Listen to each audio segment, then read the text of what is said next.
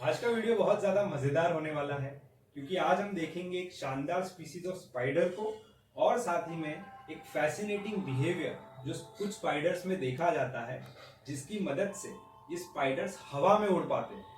जी हाँ, कई किलोमीटर कई माइल्स तक। इसी प्रोसेस को मैंने रिकॉर्ड किया और आज आपके साथ शेयर करूंगा स्पाइडर्स के उड़ने का रहस्य।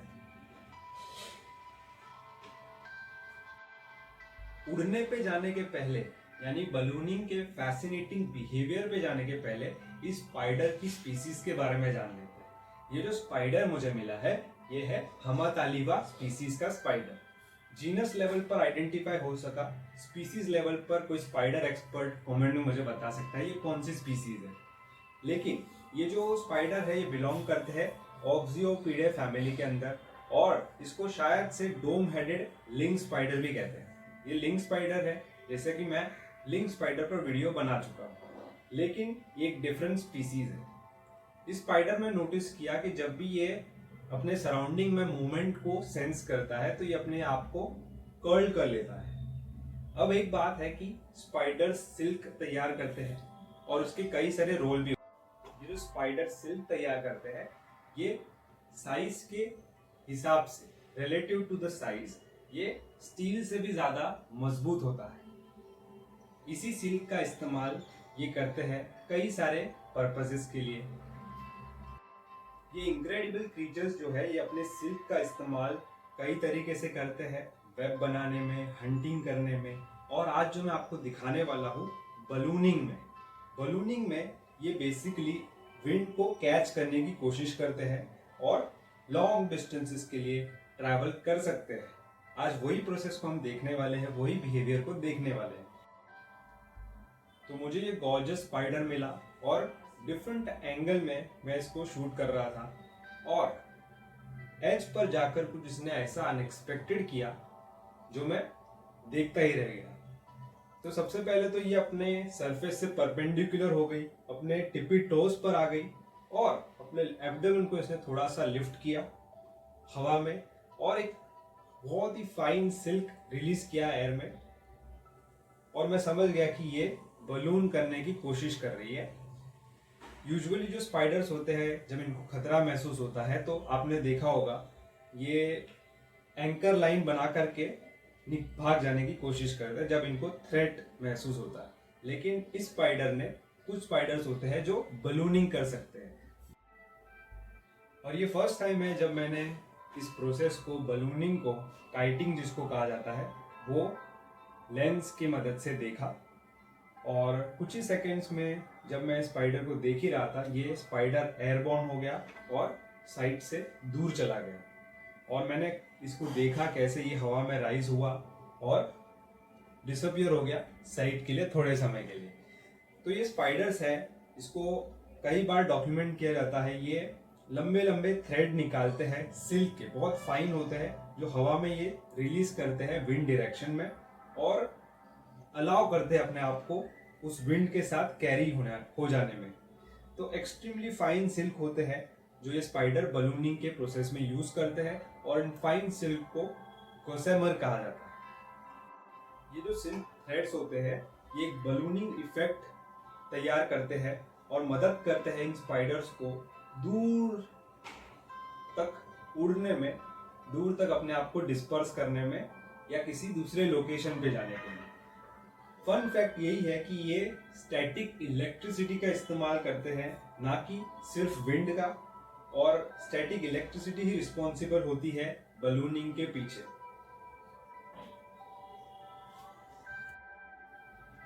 मैं आपको इस स्पाइडर को बलूनिंग प्रोसेस करते हुए दिखाऊं या फिर समझाऊं कि बलूनिंग प्रोसेस कैसे होता है, उसके पहले हम जान लेते हैं कि बलूनिंग से स्पाइडर को क्या मदद मिलती है।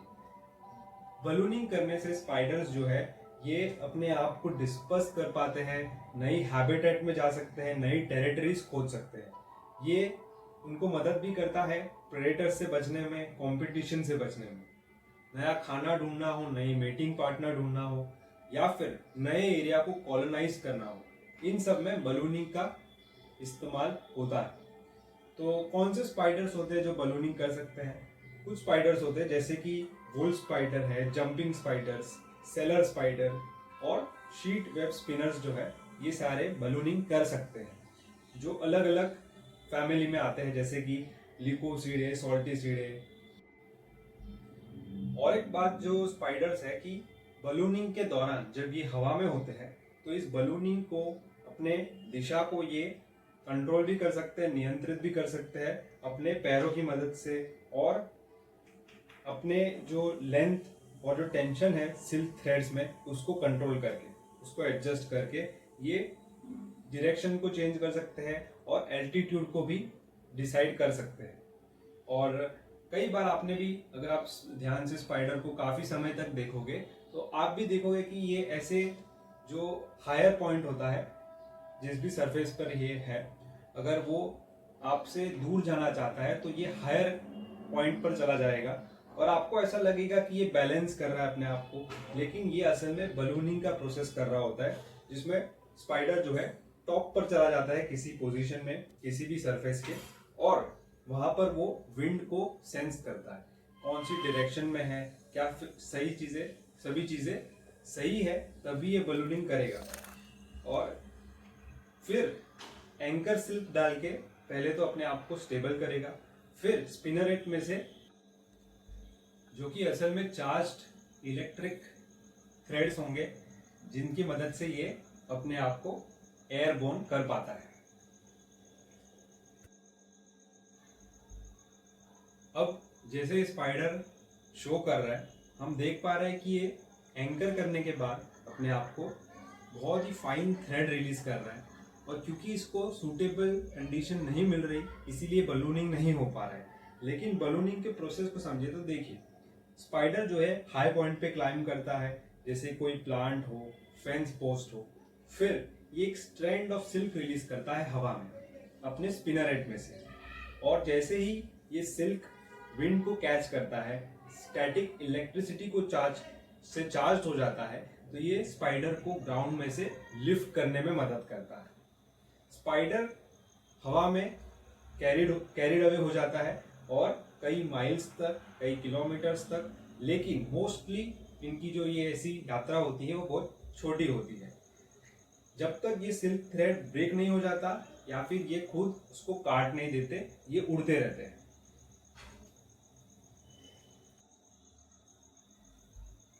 जैसा कि मैंने कहा, आप ऑब्जर्व भी करिए कि इस वीडियो में दिखाई दे रहा है स्पाइडर कैसे एंकरिंग सिल्क डालने के बाद अपने स्पिनरेट में से एब्डोमेन को स्काई की ओर करके अपने टोस पर आकर के एक फाइन सिल्क के थ्रेड को रिलीज करता हुआ हमें दिख रहा है। ये इसीलिए अनसक्सेसफुल है क्योंकि इस क्लोज्ड एनवायरनमेंट में उतनी ज़्यादा विंड नहीं है, या फिर ऐसा सूटेबल कंडीशन तैयार नहीं हो रहा है जिससे ये फ्लाई ऑफ कर सके। लेकिन ये जो बलूनिंग की टेक्निक है, ये मोस्टली आप देखोगे कि यंग स्पाइडरलिंग यूज करते हैं अपने आप को डिस्पर्स करने में, और एक बार ये हैच हो जाते हैं अपने गॉसमर सिल्क थ्रेड्स का इस्तेमाल करते हैं एयर में स्टैटिक इलेक्ट्रिसिटी को कैच करने में, विंड को कैच करने में, और अपने आप को टेक ऑफ करने में नई डेस्टिनेशंस पर जाने के लिए। बहुत ज़्यादा इफेक्टिव होता है ये स्ट्रेटेजी इनके लिए, क्योंकि ये छोटे होते हैं और इनका वजन भी कम होता है। मुझे ऐसा लगता है कि फिजिक्स के स्टूडेंट इस प्रोसेस को ज़्यादा अच्छे से समझ पाएंगे, क्योंकि इसमें फिजिक्स के लॉज अप्लाई होते हैं। अगर हम देखें तो अर्थ के एटमॉस्फेयर में, स्काई में पॉजिटिव चार्जेस होते हैं और ग्राउंड में नेगेटिव चार्जेस होते हैं, और हम जानते हैं कि जो ऑपोजिट चार्ज होते हैं वो एक दूसरे को अट्रैक्ट करते हैं। इसी साइंस का इस्तेमाल ये स्पाइडर्स करते हैं।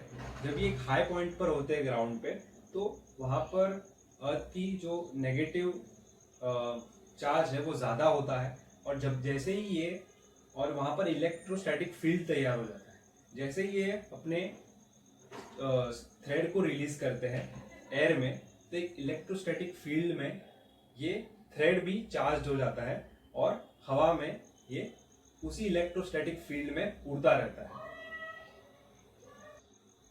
अगर आपको याद होगा तो स्कूल में भी कुछ इसी प्रकार के एक्सपेरिमेंट्स होते थे साइंस क्लास में, जहाँ पर बलून को लेकर या फिर रूलर को लेकर के जब वो स्टैटिक इलेक्ट्रिसिटी से चार्ज हो जाता था तो हम जब उसके पास बाल लेकर जाते तो बाल हमारे खड़े हो जाते थे। ये कुछ ऐसा ही प्रोसेस होता है।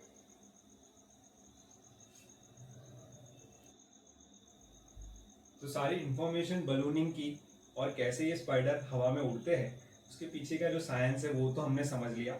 आइए अब रेस्ट ऑफ द वीडियो में मैं आपको डिस्टर्ब नहीं करूँगा, आप ध्यान से इस प्रोसेस को देख सकते हैं कि कैसे ये लाइव एग्जाम्पल में हमें देखने मिल रहा है। और एक बात कि ये जितने भी ये अटेम्प्ट्स कर रहा है बलूनिंग के, ये सारे फेल्ड अटेम्प्ट्स है। एक अटेम्प्ट हुआ था जब ये सचमुच बलून करके दीवार पर चला गया था, काफी दूर थी वो दीवार, जिसको मैं रिकॉर्ड नहीं कर पाया अनफॉर्चुनेटली, क्योंकि तब कैमरा चालू नहीं था। लेकिन आप प्रोसेस को यहाँ पर देख सकते हैं, बार बार ये कोशिश कर रहा है बलूनिंग की, लेकिन सही कंडीशंस ना होने के कारण घर में ये बलूनिंग नहीं हो पा रहा है।